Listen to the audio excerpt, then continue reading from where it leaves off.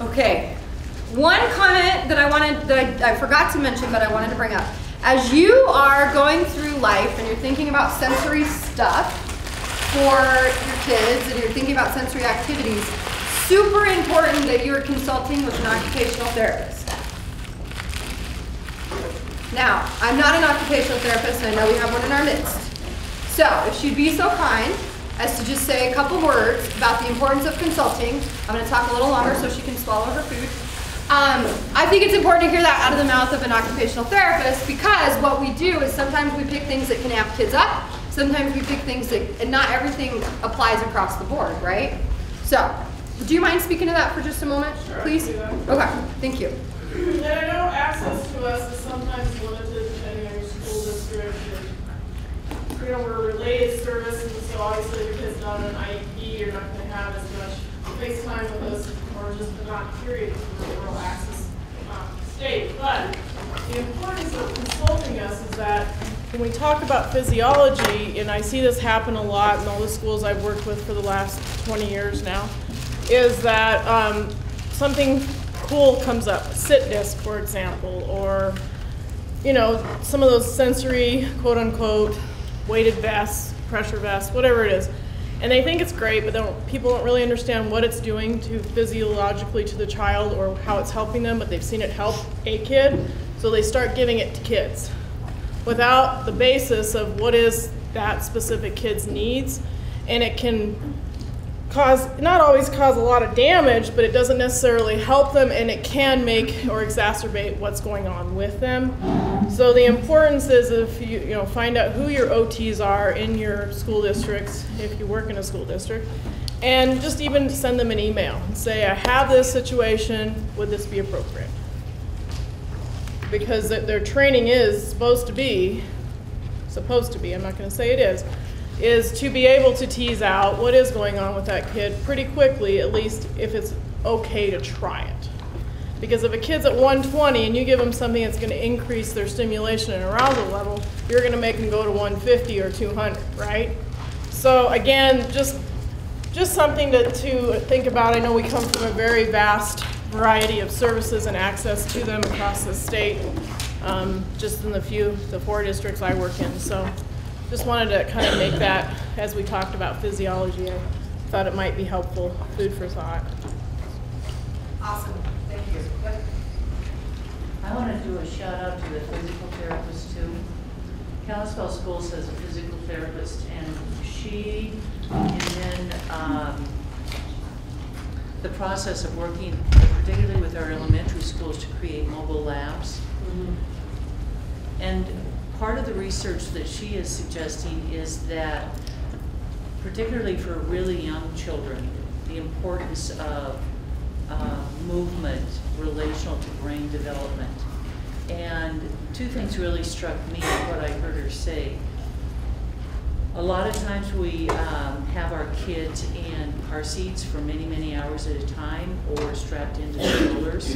And so we really need to think through how to create opportunities for kids to move in order to stimulate that vestibular system,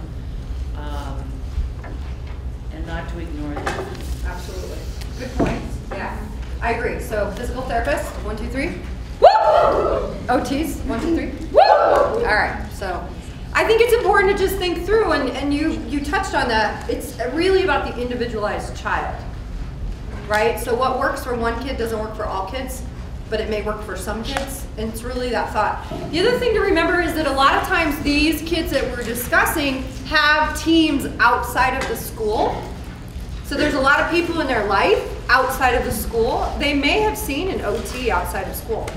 They may have seen a physical therapist. They may be seeing a speech therapist. They may have someone like me in their life. And so sometimes connecting those can be very valuable to the child and their well-being. So food for thought. Okay, other things that came up over lunch? Questions, thoughts, comments? I would love for you to come to my district and have a district-wide seminar or something. Yeah, so we'll talk some more about that. So I am now officially in your life. You know I exist, and I know you exist. And there will be many of you who want this information to go back to your home districts. And what I ask you to do is like, let's reach out and have a conversation and look at what the needs are and how to best do that. For some people, it might just be spending a day together. For others of you, you might want more long-term relationship. And there are some ways to do that, both virtually, me coming in person, and then doing some, what I call kind of case staffings along the way, and really immersing your district into a change, a thought change, right? And really being proactive. So let's talk about that. And I'm open, I'm game. So, I'm one person in the world, but I'm out to change it. So let's do this. And we gotta do that in person, okay? Good. All right, any other questions, thoughts, comments? Okay, I get you for 2 more hours. That is not enough time. We're gonna be honest. We're not gonna get through everything. You're gonna see me fast forward through some slides because there's some information I really wanna make sure you leave with today. And that's okay, because it's big information we're talking about. We're doing some shift thinking and some shift changing, okay? So this next slide is super crucial, and I think it's kind of the crux of a lot of success versus failure. And it's what we talk about when we talk about state dependence. How many of you have heard that before today? Okay. The canvas is blank. Anything I tell you from here on out, no pressure. All right, so have any of you ever felt sad?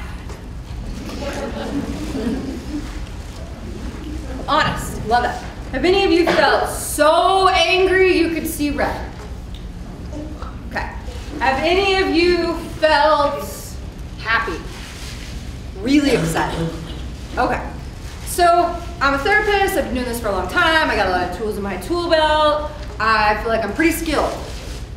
My kids were both throwing up the other night, my dog crapped in my office, and I lost it.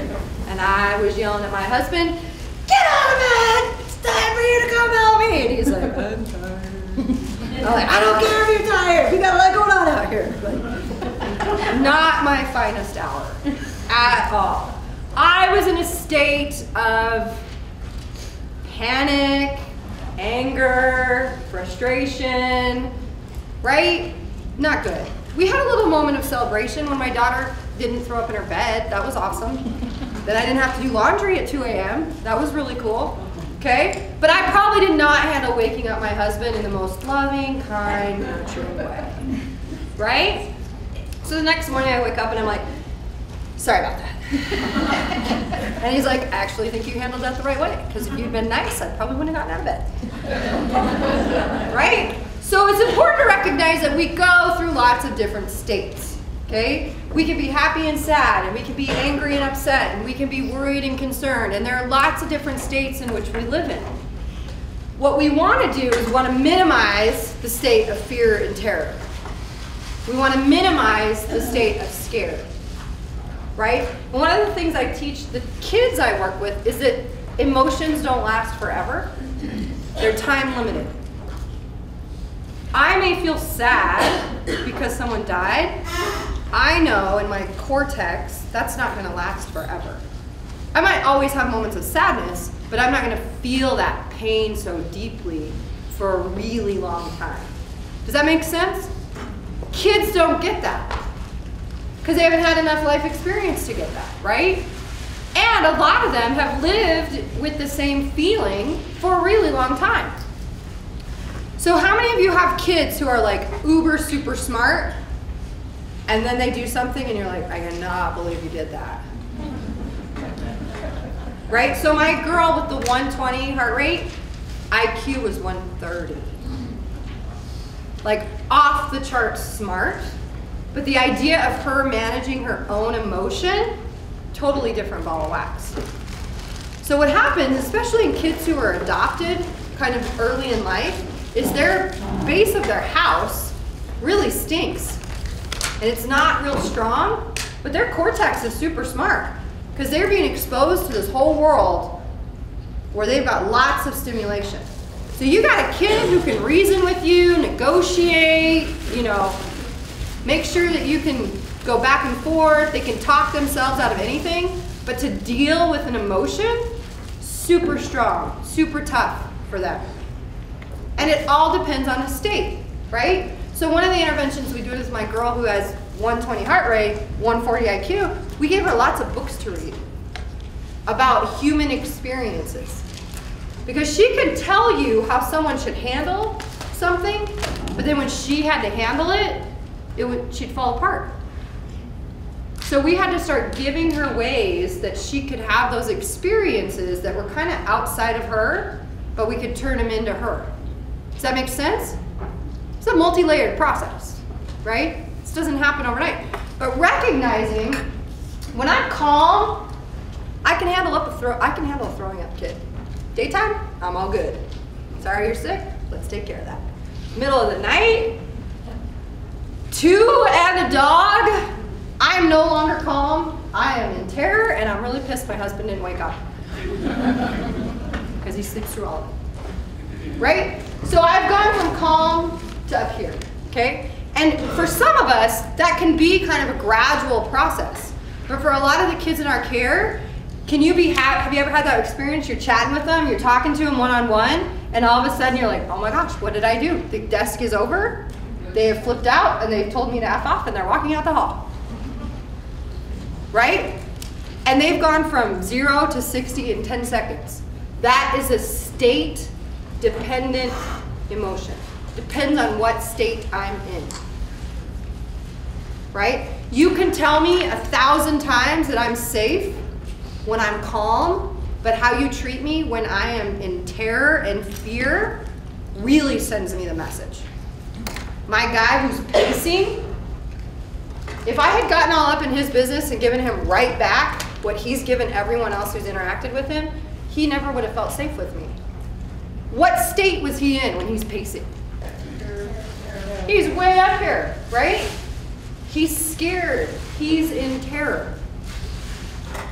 When you have a kid whose emotional response is stronger than what you really think it should be, there's a good chance that their state is way escalated. So I have this guy, and he's one of my soldiers, and he calls me and he's like, Captain York, so I think I got some anger problems. I was like, all right, let's chat about that. Pretty cool that he called, first of all. Pretty cool that he's recognizing his own emotion, right? He's like, I was out, I was with a bunch of friends, I was sober, some guy broke a bottle over me, and I punched him in the face. I was like, seems pretty appropriate, actually.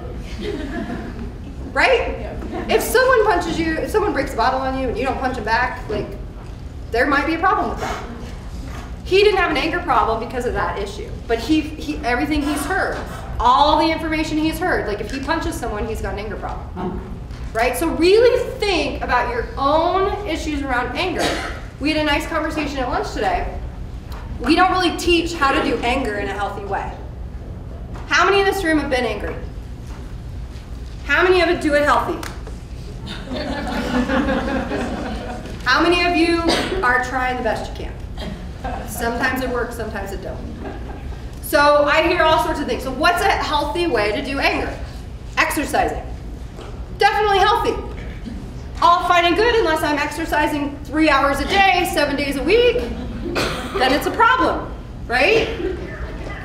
So everything within reason, okay? And think about what is okay in your classroom for kids who are angry. What can they do when they're angry in your setting? I don't know that answer. Depends on your classroom, right? I have a teacher I work with, brilliant. She just had the gift, right? You know what the gift is. Can tolerate all sorts of stuff. She had a chill out couch. She moved all her desks around and she had a chill out couch. She was a high school teacher. And anytime there was a kid who was having a tough day, they could come in anytime, no questions asked, and hang out on the chill out couch. And that's what it was for. And she set it up, she delivered that in a way that was helpful. She had kids coming into her classroom in the middle of the day that weren't part of her class. And they set it up in the school that that was where those kids could go. When they were angry, if they wanted to make a choice to go to that classroom and chill out, they could do that. Now there were pieces that went with that.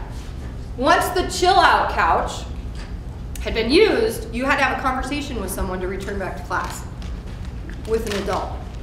So there we are back in a relationship. So there had to be some sort of conversation with an adult, and they kind of had a whole system in their school. It evolved, right? Everything evolves of how that works. But you had to have a discussion with a safe adult before you went back to class. What ended up happening is they started to get a few more chill out couches, right? And this happened to be a reservation school where there were lots of stuff going on the reservation. And what was happening is kids were starting to tell their stories after they sat on the chill out couch. But they couldn't tell them before that. So you've got to get creative and think about what's the purpose. One of our jobs is to model the appropriate way to have a feeling. Believe me, I get angry. I can be a mad, angry person. I used to be a thrower. I couldn't really throw anymore. That wasn't healthy, so we stopped that. But I have to demonstrate to my kids, the kids I work with, how to have an emotion. I hear all the time, I don't want to cry in front of my kids. They don't need to hear when I'm upset. That's not helping us. We need to model the safe and appropriate ways to do that. So really be thoughtful and intentional about how kids can express emotion in your classroom. And then have a conversation with them. Do some role playing with them. Talk about what that looks like. Because when you start giving kids permission around expressing emotion, one thing you're doing is something totally different that no one else has ever done for them. You're giving them permission to have emotion. Two, you're taking away the power that emotion has. How many of our kids respond and they create all sorts of hubbub around their emotion? Like the whole school is in crisis because so-and-so did such and such. Does that happen? How many of you have sat in staff meetings and you spent the entire staff meeting talking about one kid and their behavior? Is that an effective use of your time? Not always, right? So really being thoughtful about how emotion is expressed in your environment can really eliminate some of the issues. Because some kids are never taught how to express their emotions. I also think that we do a great job of talking about sad, mad, glad, and scared. Those are pretty obvious ones, right? Sad, mad, glad, scared. But we don't do such a great job talking about worried, concerned, disappointed. Those feelings are a lot more complex. And if you do a great self-evaluation, we don't do very well at that, personally. Right? So we have to get better at that. Okay? Is this a helpful slide to talk about? State dependence. You can have a kid who's calm and responds really well in a really healthy way, but as soon as an emotion's brought on board, goes to a completely different space. So think about the state. The other thing that happens, how many of you have tried really hard to reason with an angry kid? If you're honest, you'll answer. Okay. It happens, right? So you're in the midst, you're like, seriously, this is what you're going to do? This is the choice you're making. How's that choice working for you? Good choice or bad choice? Right? You take them through the whole reasoning, they can't reason. This is the #1 argument I have at my house with my husband. You can lecture all day long to our children when they're in trouble, but they're not going to hear a word you're saying because they are not in the right state to hear it. Period. So in that moment, when there's terror on board, fear and terror, and you're starting to see the escalation, the goal is to stop talking, zip it, and de-escalate. That's it. That's the only goal in that moment. The reasoning comes when everybody's in their full brain, when the cortex is back in action. Okay? How many of you are guilty? Indeed, we all have growth, right? Because what we want to do, we think the more we talk, the more we're helping. It's not how it goes. Think about the time you were really mad and someone tried to lecture you. Did you want to hear what they had to say when you were mad? What did you want when you were mad? Quiet, left alone, let me deal with this on my own. Doesn't mean you won't come back to them. Okay, so part of it is people need safe space to have the feeling they have and then come back to it. Okay? And you're gonna see when you zip it and you recognize that they're in a different state and you wait till they're in a better, calm, more comprehensive, full brain state, what you're gonna see is those moments, the frequency, duration, and severity will all decrease. The amount of times it happens will decrease. The length of how long that tantrum is will decrease. And how severe it will decrease. That's progress. That's awesome. Okay? All right. We're gonna skip that. Okay, this is just an example of some heart rate information. The green line is a kid just playing. What do we know? See, heart rate right here? It's all above 100, right? Kid just playing. Play should be stressless. Play should be fun. This is direct questioning, like, so, what's your favorite color? How was your day today? Tell me about your mom and your dad. Right? Like not even, kind of like more superficial questions. Okay? This is a question about the incident that occurred. Tell me what happened. How did you feel? See that anxiety? Heart rate increasing, right? So it's really just to bring in awareness. Okay. What happens in the classroom? We're going to spend a little bit of time on this slide. Have we covered heart rate? You guys getting it? Everybody got a chance to look at the heart rate monitor? Where is it? So here's 4 minutes, and here's 10 more minutes, and then there's 5 minutes. So, all right, where's the heart rate monitor? Okay, keep passing it around when everybody have that experience. Those are $30 at Walmart.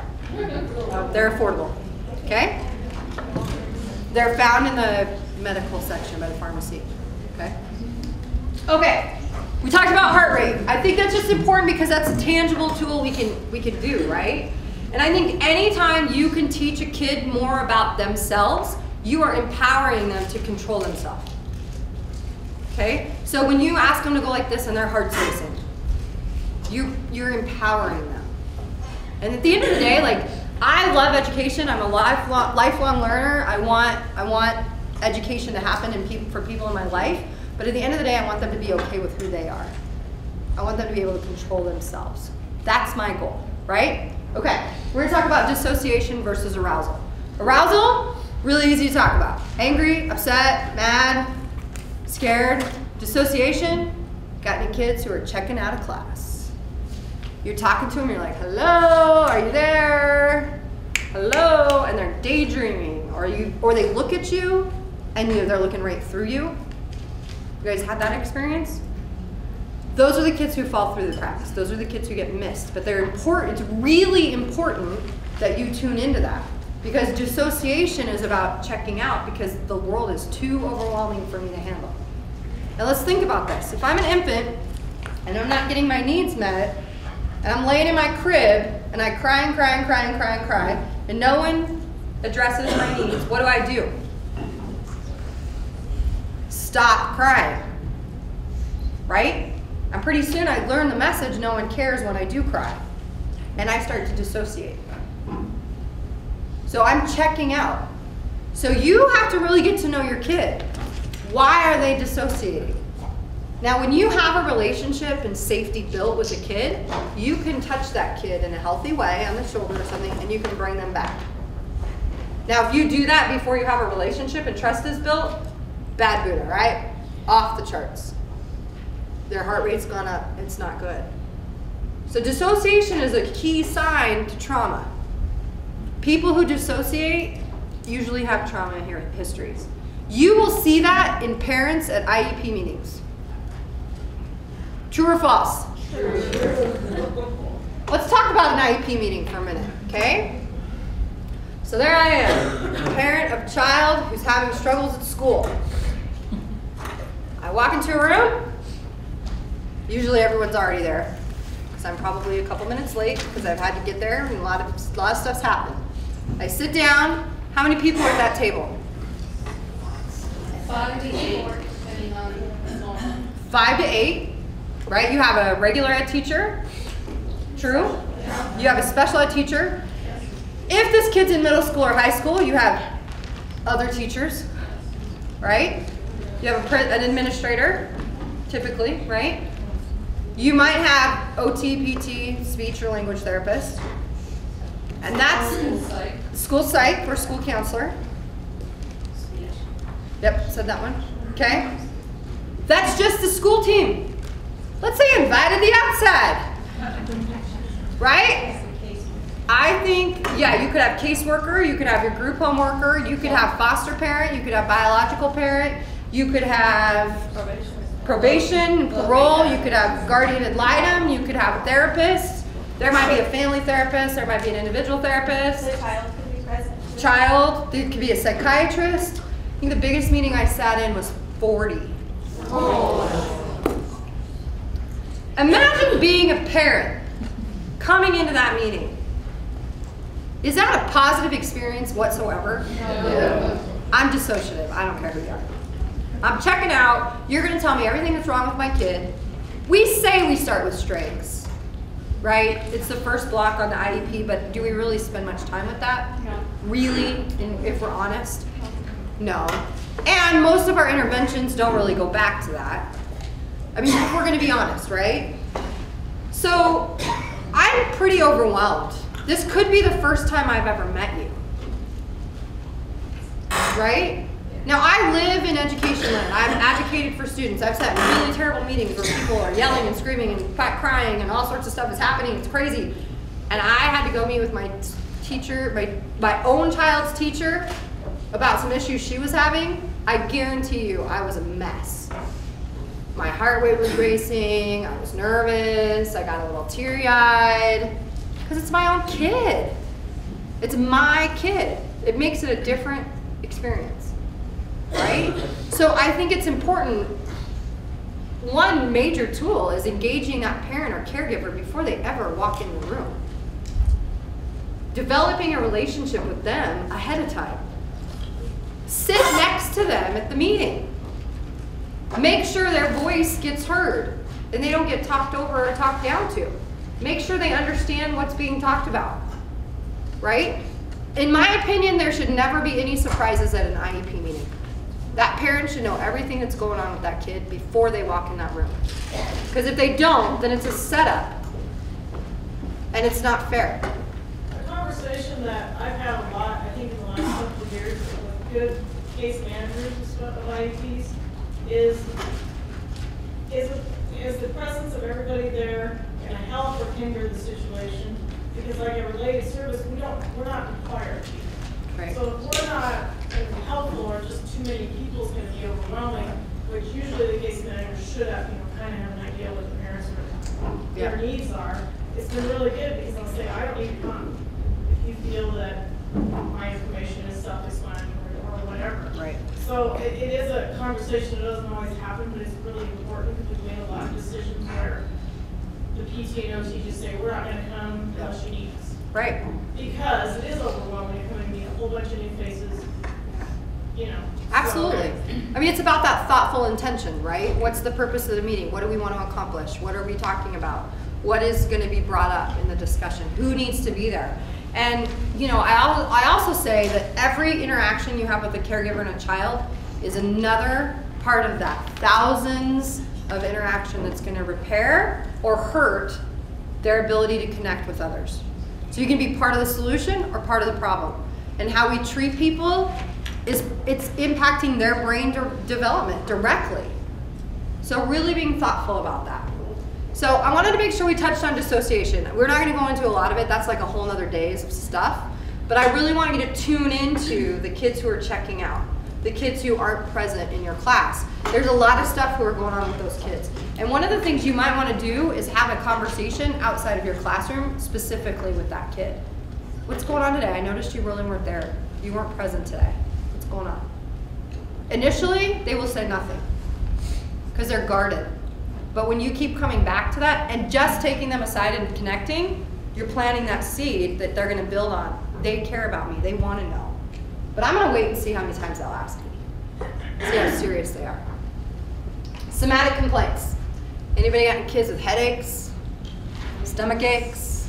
Need to go see the nurse a few times? Maybe every day? Right? What is that about? Well, our insides, like our heart and our mind, will play out physically, right? We will get sick, we will get physically ill. So it comes out in different ways. Another thing is, if I go to the nurse and the nurse is really sweet and caring, like most nurses are, what am I getting? Positive interaction. Kids who seek attention need attention, period. Kids who seek attention need attention. So we have to figure out ways to give them attention. If they love going to see the nurse, let them go see the nurse. If it's better for them to go get some attention and one-on-one time with the nurse and then come back and they're regulated and they're happy to be back in school, what's wrong with that? What could possibly be wrong with that? Did they miss 10 minutes of class? Of course. But what they need in that moment might be more of a human connection, and you might not be able to give that to them because you have more kids to manage, right? Okay, lack of self-regulation. We spent some time on that. Empathy. Okay. So I like to spend a little bit of time on empathy. How many of you know what empathy is? I love the hesitantly. Okay, I want somebody really confident to tell me what empathy is. Loud and proud. Be able to really truly understand and feel what that other person is. Yeah. Okay. Anybody else add to that? Walk a mile in my shoes. Walk a mile in my shoes. Okay. If you don't know how to do empathy, fake it until you make it. Repeat what you hear. Repeat it, word for word, what you hear. Do not make any guesses. Because if you're like, oh, I think you might feel this, you will get it wrong, and they will either say, no, you're wrong, or they'll say, oh my gosh, they have no idea what I'm going through, I'm never talking to them again. Okay?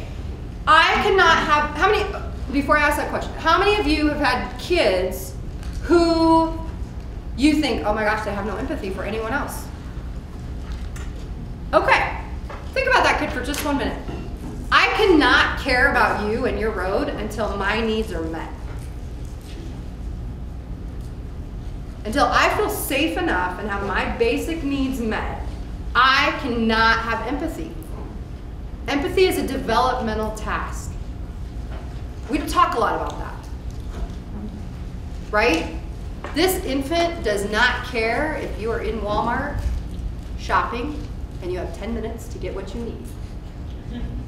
This infant is going to scream and cry and poop her pants no matter where she's at. But that doesn't mean she's antisocial. That doesn't mean she doesn't care about other people. Does that make sense? Different way of thinking about it, right? So if I'm a kid who's 16 and I've never had my needs met, I can't care about your needs because my needs have never been met. So please don't label a kid as having no empathy if they've not had their needs met. Because you're giving them a lifetime label that they're not going to care about other people. When actually a lot of the kids we work with care a lot about other people. Sometimes that's the problem. They care so much about other people, it's painful, and they don't know what to do with those great big emotions. And it can stop them in their tracks. The girl from the film, how do you think she felt about her mom when her mom got beat up by her boyfriend or husband? Do you think she cared? Yes. Right? Scared, sad, worried. When she was separated from her brother, did that just like rip you apart? Yeah. Oh, right? The fear in her eyes. But then, if you looked at her, just a snapshot of her picture in her second home, her second foster home, and then when she freaked out on the third foster, or the first foster home, second foster home, I hate you, I don't want the dress. Probably a kid who doesn't have a lot of empathy. Probably a kid who doesn't really care. Because she can't. She cannot physically care about someone else's needs because hers are not being met. Does that make sense? You thought I was coming to the camera. Who was it? Does that make sense? No, I'm just kidding. I really want to hit that home. Go back to my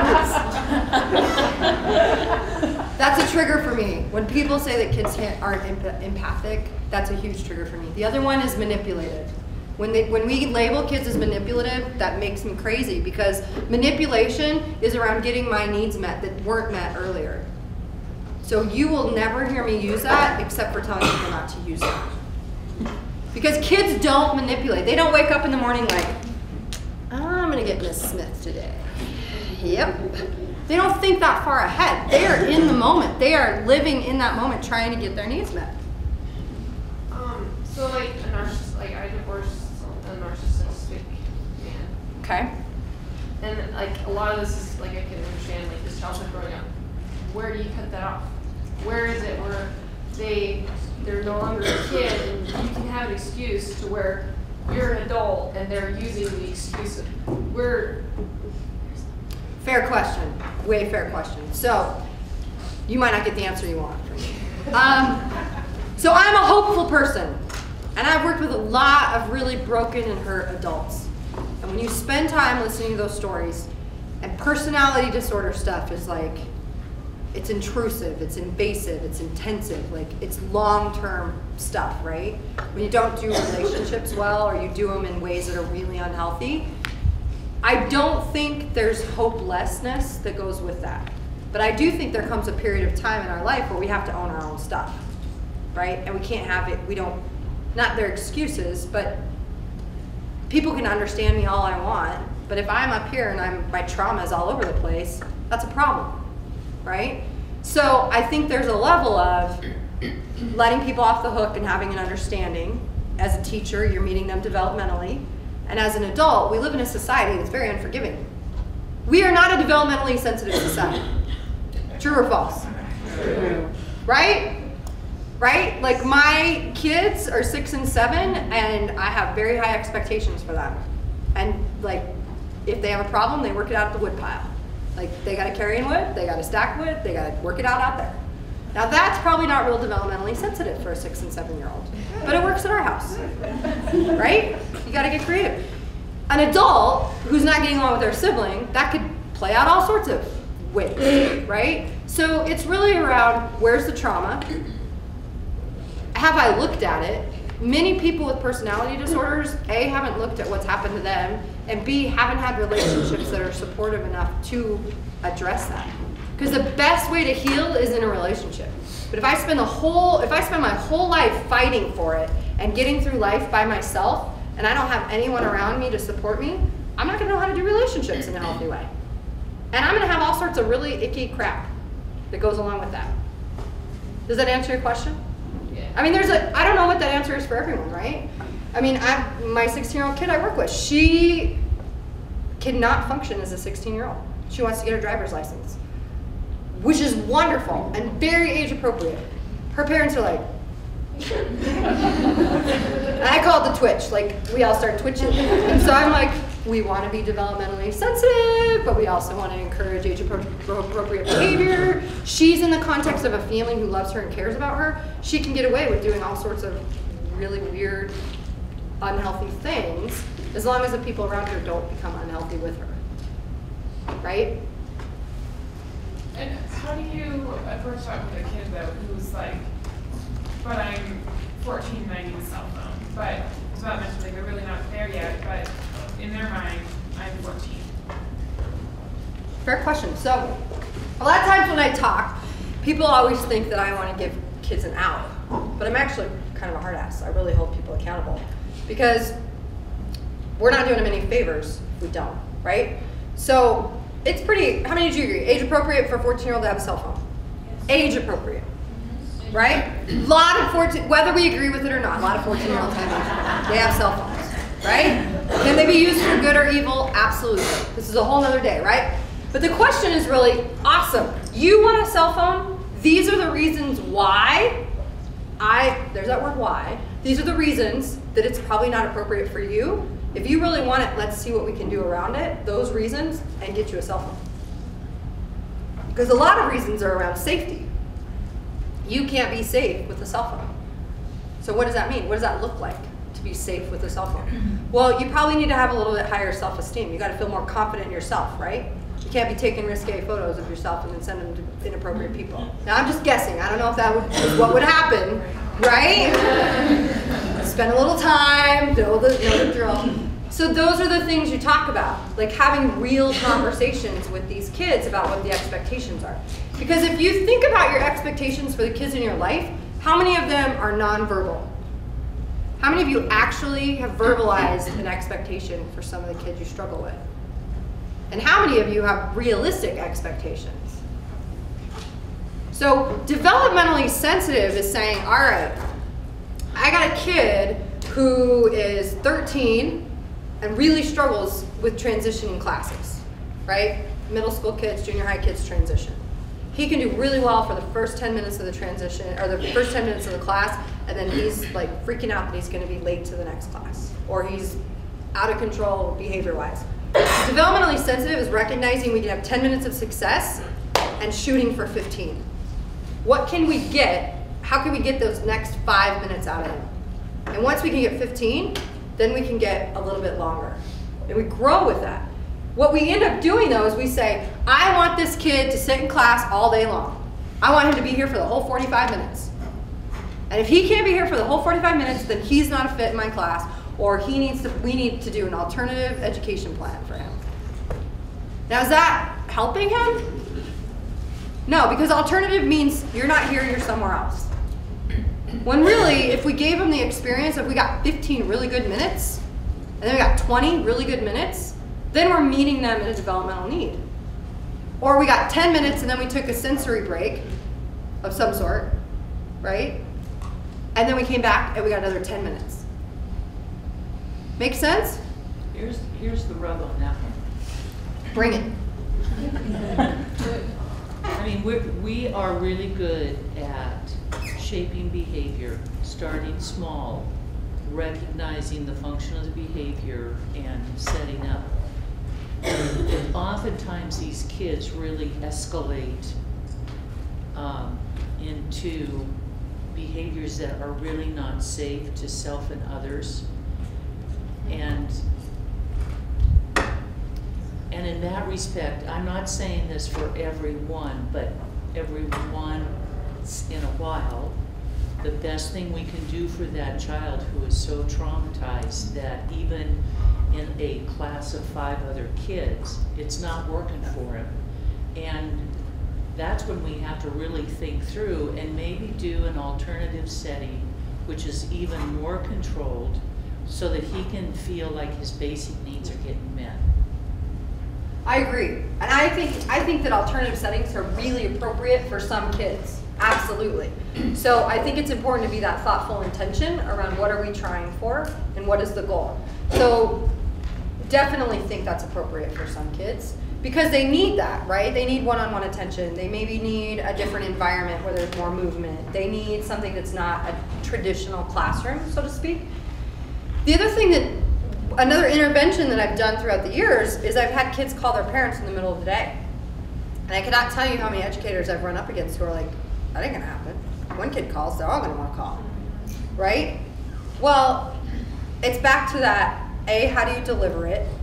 And B, if you have a kid who has reactive attachment disorder or has attachment issues and you're asking them to be away from a parent figure, first of all, their impression is, if you take me away from my parent, they will die and I will never see them again. That's their perspective. So that phone call in the middle of the day isn't about, hey, I'm happy and I'm excited and I want to talk to my parent. It's about, they are alive. It becomes a life or death issue. Now I've had a kid, and we did that. He called in the middle of every class that he changed.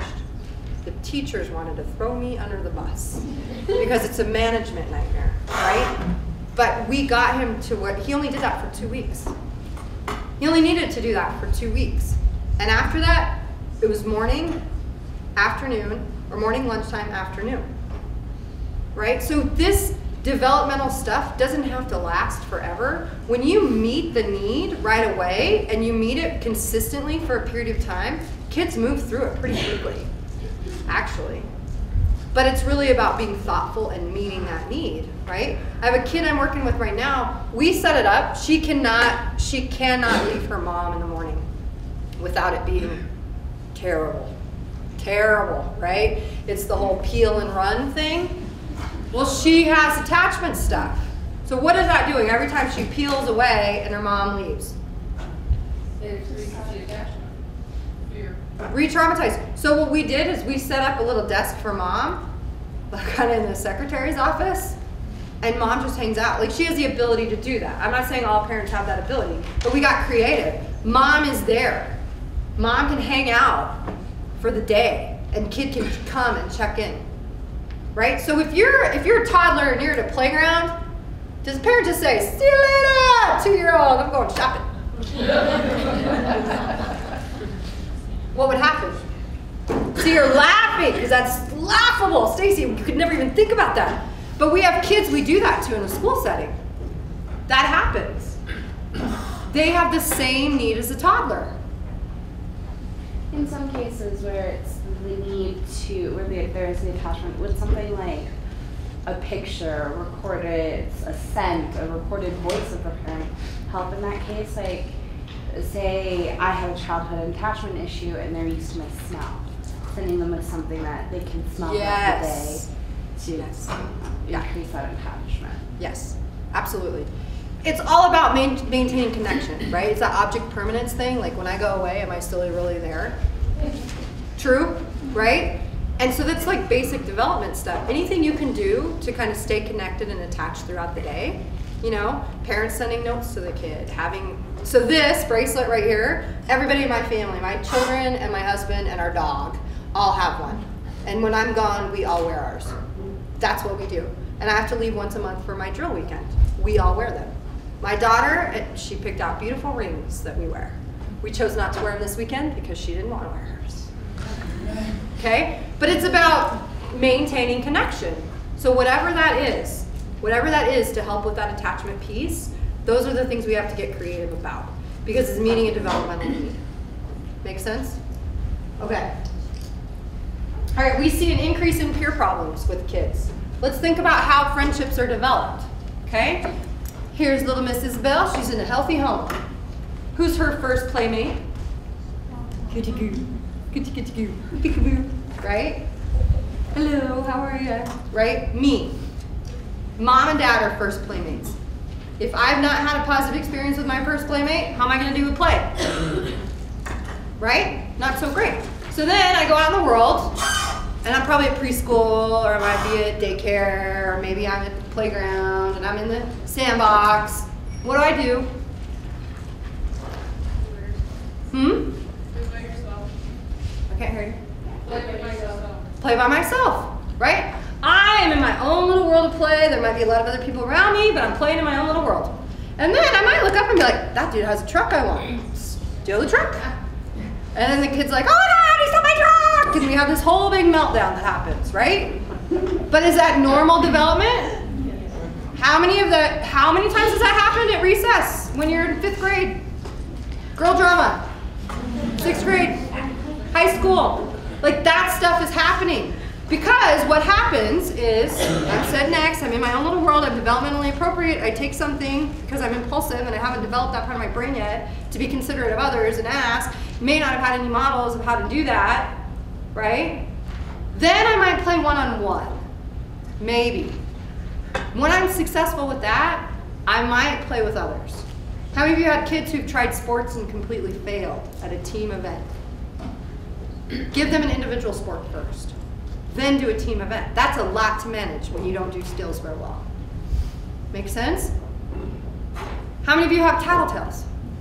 Okay, let's talk about tattling. Because inevitably they will tattle a million times. It's the same kid. True or false? Same kid. Tattletelling is a way of saying, I need help negotiating social problems. So when we say, stop tattling, what we're saying is, we're not going to help you. Your social issue is not my problem. What a big message. Now, I'm not saying tattling doesn't drive me crazy. It absolutely does. But what's the purpose of it? The purpose of it is, I cannot navigate or negotiate all this social stuff. I need you to help me. It's a wake-up call. Hello, help, help, help. And when we say things like, stop tattling, I don't want to hear it. I say those things because those are what I say. Then we're sending a message like, we don't care and we're not going to help you navigate. Those are pretty big messages to send. So really be thoughtful about that message. What you can do instead is, hey, what are our ways to problem solve? Right? How many of you have like the frog, the problem solving frog that the school counselors use on your wall? You know what I'm talking about. right? Generally speaking, lots of people have problem-solving ways in their world. And so you can redirect them, you can interact with them and show them, you can model for them, you can give them an example. Have you tried talking it out? Have you asked for permission? Those kind of things. But when you say stop tattling, you're sending a message and they won't come talk to you and they'll continue to have their problems. But if this child is doing cuddling and not in relation to anything that happened to them, say, I saw little Jimmy play with this, and they just want to come and try to get little Jimmy in trouble, how do you deal with that then? So that's a great question, because that becomes a moral issue, right? When kids see other kids do stuff wrong and they tattle on that, it's not really about tattling. That's about, oh my gosh, I know the difference between right and wrong, or I'm trying to figure out what's right or wrong, and I need help negotiating that. So they're still needing help with their social. Yeah, they're still needing assistance with that. So it's really around, okay, buddy, like it's my job as a parent, as a teacher, as a group home person, whoever, whatever my role is. It's my job as the adult to manage Jimmy. Like, I get you. Jimmy's making some tough choices. And you're right, it's not right. I'll take care of that. Thanks for letting me know, right? So it's because the other thing is, a lot of the kids that we talk about are parentified. They've been responsible for their siblings and been responsible for other people for a really long time. So they don't know what it's like to have an adult address that. But then if they come tell you and you don't address the issue that went on, then they're like, oh, this isn't a safe person.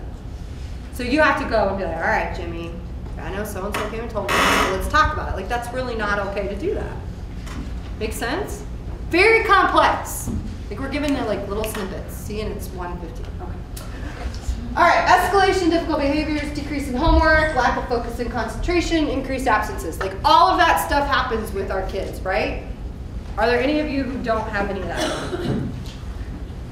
Okay. Okay, so this is just a really brief overview of the neurosequential model. So the neurosequential model is really a developmentally sensitive way of looking at a kid, okay? And it's looking at all sorts of various parts of the brain, from the bottom up and from the inside out. So if I do some sort of testing, I might look at cognitive stuff, and I might look at the cortex. And if I'm a speech or language therapist or an occupational therapist, I'm going to look at some of the lower parts of the brain. And so the neurosequential model is really looking at a lot of those kind of things, okay? Any intervention that we look at and that we talk about needs to be relevant. It needs to be something the kid will engage in. It needs to be relevant to them, right? If I'm a kid who likes sports, you give me something sports to do, awesome. If I'm a kid who's like, are you kidding me? You want me to throw a football with you? I don't even know what a football is. Not going to be the appropriate intervention, right? Relevant? Needs to be relational. We talked about that. It's got to be safe. It's got to be in the context of a relationship. If you're giving me an intervention or you're trying to help me move along and you're not in a relationship with me, I ain't making movement. I'm not going anywhere, because a relationship is what makes it happen, right? Needs to be repetitive and pattern. It needs to be pleasurable. How many of you have been stuck doing things you do not enjoy doing? All of us. All of us. Puking in the middle of the night, not pleasurable. Don't want that, right? But I love my kid, and that's the part that's pleasurable, right? So it's got to be rewarding. It also needs to be rhythmic. And when I say rewarding, I don't mean rewarding like you got 10 stickers and you get a reward. I want to be very clear about that. I have some pretty strong opinions about behavior charts and behavior stuff, behavior modification. I think when it's developmentally appropriate, it works. When it's not, it doesn't. If it's not working, it's not developmentally appropriate. So reward needs to be around feeling pleasure. Do you ever have any kids in your life who will intentionally sabotage stuff? They are so used to how it feels to be negative and get negative attention that they will get negative attention, right? So reward is around pleasure, reaching that pleasure center. And some of these kids have never felt pleasure before. I had a little guy that I worked with, and I must have had an off day. I didn't know I was having an off day until I went out and I was like, hey buddy, come on in. He was like, are you okay? I was like, what do you mean am I okay? And he's like, you always you come into the waiting room and you say, greetings, how are you today? And I was like, that is true. I do say that pretty often. He goes, you did not say that today. Are you okay? I was like, hello, hypervigilance. Really tuned into what's going on, right? So, pleasurable, rhythmic. That goes back to that biology piece, okay? And respectful. I don't think it's respectful to have 40 people at an IEP meeting and have a parent come in and talk about a child in a really negative way. I just don't think that's respectful. I think it's respectful to have a relationship one-on-one with people who feel scared and build that and make it safe, both with the caregiver and the kid, and then go from there. If there's a person on your team who's connected more with this family than anyone else, they get to be the messenger. They get to deliver the hard stuff. Now that might not always work, but it's a way to look at it, right? It needs to be respectful of culture. We minimize people's culture in a lot of ways. I have a client that I work with who's from Texas. I also have a sister who lives in Texas. And the favorite word they use is they tell their kids, stop being ugly. Stop being ugly. Have you heard that? Have you heard that? I'm on a treatment team where the treatment team thinks that this mom saying the word ugly is being emotionally abusive to her kid. And they are like ready to take her children. Like it's a whole big long thing. Over this, and I'm like, have you spent any time in Texas? Like that's what you say. You say stop being ugly. It doesn't mean like they're physically ugly, it means their behavior is ugly. Like it's a cultural context. It's the craziest thing I've ever heard of. It's about understanding where we come from, right? My culture is way different than your culture. Because it's my culture.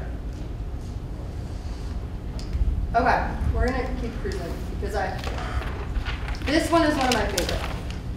If you're in a crisis, the first thing you need to do is regulate. The next thing you do is relate. Then you reason. How many of us try to reason first? Right? That's not effective. Regulate, relate, reason. Okay. We're cruising through. Okay. That's what a brain map looks like. Just kind of the same stuff. This is an example of the testing that we do. This is the WISC. How many of you guys use the WISC in your school?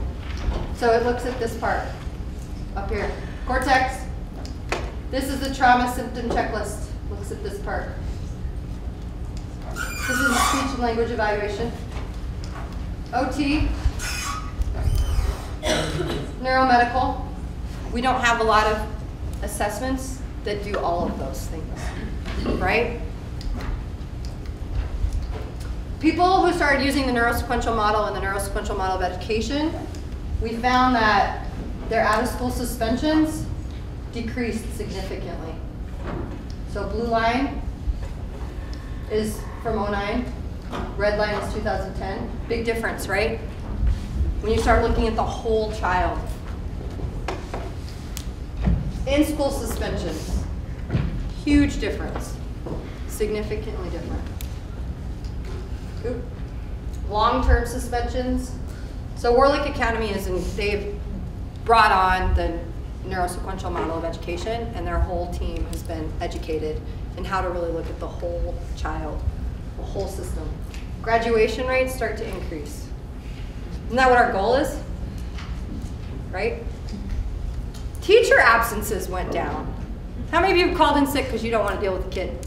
Be straight up. I don't care who you are. There are days, right? And you're like, I need a mental health day. Right?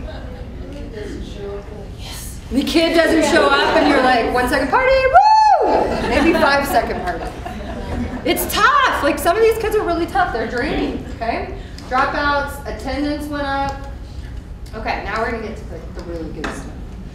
All right, I want to talk to you about caregivers. Most of the interaction that we have in an educational system with caregivers and parents is us talking to them. What do you think? True or false? True. Rarely do we set up time for them to talk to us. And I guarantee if you take the time to just make an appointment, have them come in, and have them just sit and talk, you are going to get further in your relationships with them and with your that working with that child, if you just take the time to spend with them and listen to their story. And parents love that. Tell me about your kid. What do you love about your kid? They'll be blown away. You want to know what I love about my kid? The only calls I get from school are when he's bad. What if you flipped that? How empowering would that be? Right? You want to hear about my kid, you want to hear what I love. What do you guys do for fun? Tell me about when he was born. Tell me about when she was a little girl. Tell me about your kid. Put the time in. Be the person who calls to say, she had a great day today. She went to lunch and she had a successful experience and it was awesome. That will empower that family. Remain focused on the child, right? Sometimes we think that these parents could really do a few other things in their life. They could make some different changes. True or false? True. We carry a lot of judgment with us. And when we remain focused on the child and we take the judgment away from them, we get somewhere. Because that's a mutual connection. People come to my office when things are really bad and they want me to fix people.